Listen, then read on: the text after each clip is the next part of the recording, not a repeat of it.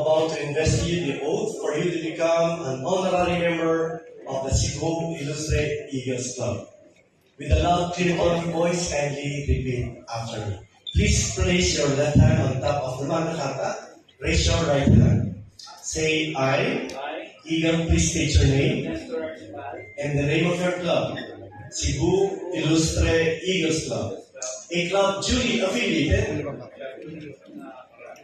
to the Fraternal Order of Eagles, Philippine Eagles, subscribing to the Eagles Magna Carta of the Philippine Eagles, and believing in its capabilities as a self-reliant, first Philippine-born, fraternal social-civic organization,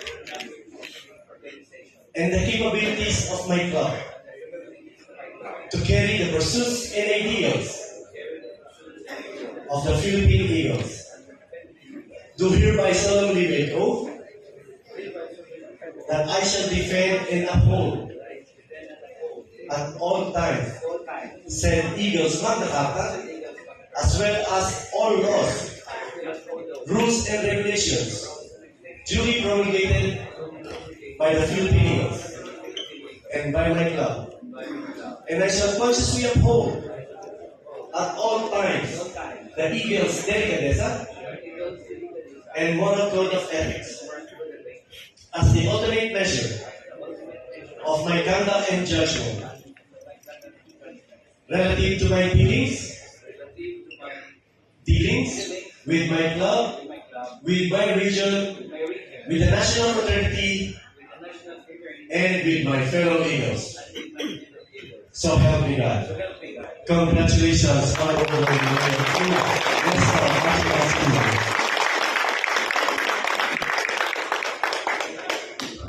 At this juncture, may I now present to you a special gift, the personal pin, my personal pin from the office of the National President. Okay, can you do it over?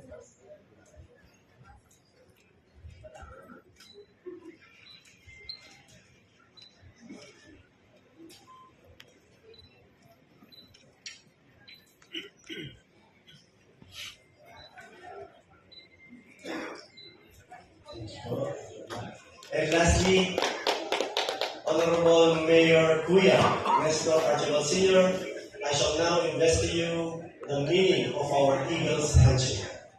First, open wide.